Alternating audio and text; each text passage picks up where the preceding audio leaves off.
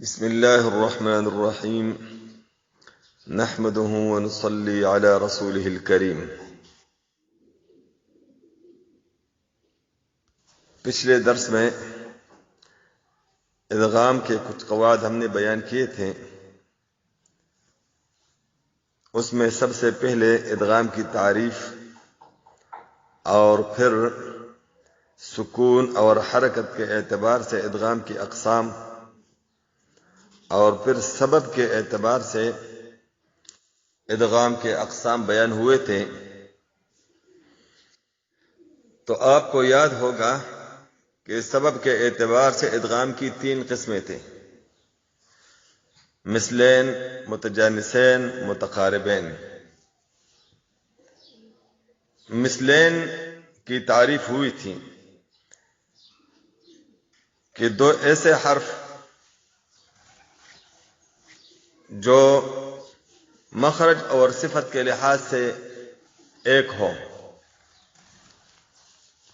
مثلا با با، تا تا، سا سا وغیرہ۔ متجانسین وہ حروف جو مخرج کے لحاظ سے ایک ہو اور صفت کے لحاظ سے مختلف ہو، جیسے طا دال تا، ظا زال سا۔ آج ہم ادغام متقاربین کا قاعدہ بیان کروں گا کہ ادغام متقاربین کسے کہتے ہیں۔ تو ایسے 2 حروف جو قریب المخرج یا قریب الصفات ہو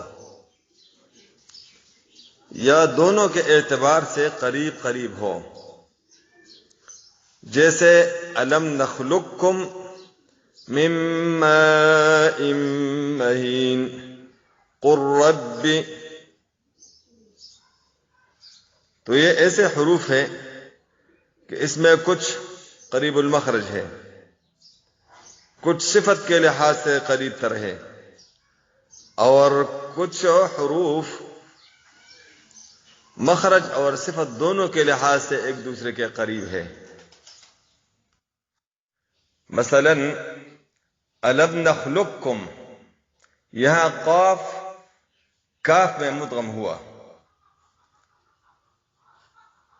تو یہ مخرج کی وجہ سے ایک دوسرے کے قریب ہے، کیونکہ دونوں حروف لہاتیہ ہے۔ من ماء، نون اور میم یہ صفت کے لحاظ سے ایک دوسرے کے قریب ہے۔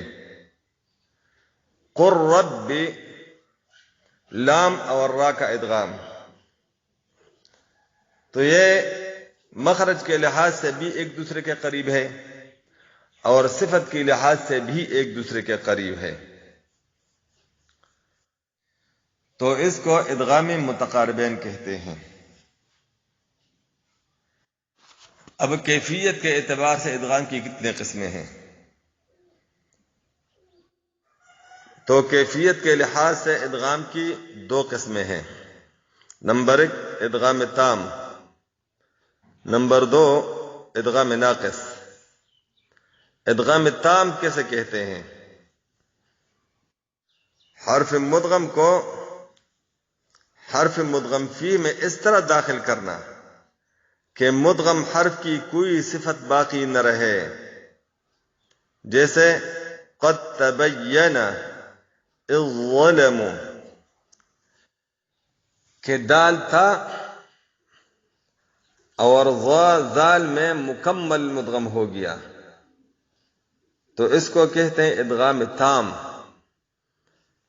اس کی اور مثالیں بھی قرآن کریم میں موجود ہے کہ ایسا ادغام کہ مدغم حرف کا کوئی صفت بھی باقی نہ رہے۔ مثلا یا بنی ارکب معنا، اب یہاں با میم میں مکمل مدغم ہو گیا۔ اسی طرح اجیبت دعوتکما، اب آپ غور کر لیں تو تا دال میں دا ایسے مدغم ہو گئی کہ تا کی کوئی صفت باقی نہیں رہی۔ اسی طرح وقال الطائر، طائفة وكفرت طائفة. اسی طرح يلهث ذلك قد تبين وجدتم. یہ ساری مثالیں ادغام تام کی ہیں، یعنی ایسا ادغام کہ مدغم حرف کا کوئی صفت باقی نہ رہے، یعنی مکمل مدغم ہو جائے، تو اس کو ادغام تام کہتے ہیں۔ اب ادغام ناقص کی تعریف کرتے ہیں۔ ادغام ناقص کیسے کہتے ہیں؟ مدغم حرف کو مدغم فی میں اس طرح ملانا، یعنی اس طرح داخل کرنا کہ مدغم حرف کی کوئی صفت باقی رہے، جیسے من یقول بسطت۔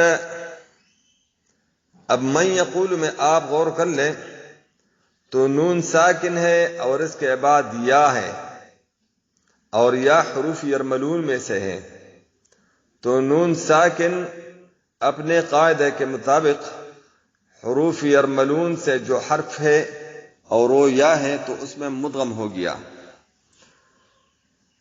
لیکن نون کا ادغام یا میں مکمل نہیں ہوا بلکہ ادغام ناقص ہوا، اور اس کو ادغام ناقص کہتے ہیں یا ادغام ناتمام کہتے ہیں۔ ناقص کس طرح ہے؟ یعنی ہم نے نون کو مدغم کیا لیکن نون کا غنہ باقی رہا،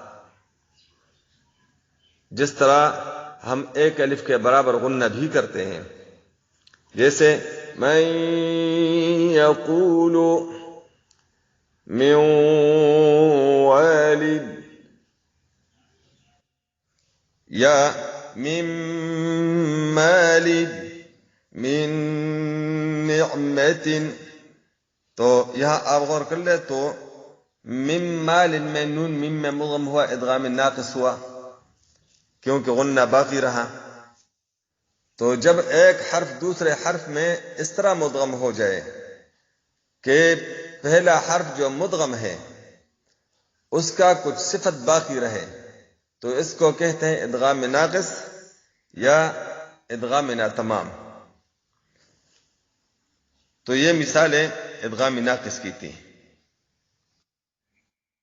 کیفیت کے اعتبار سے ادغام کی اقسام نون ساکن اور تنوین کے قواعد میں گزر چکے تھے، بہرحال اپنے مضمون کے اعتبار سے پھر سامنے آ گئی، تو احباب ان سارے اقسام کو جو ادغام کی ہے ان کو اچھی طرح ذہن نشین کر لے، اچھی طرح یاد کر لے۔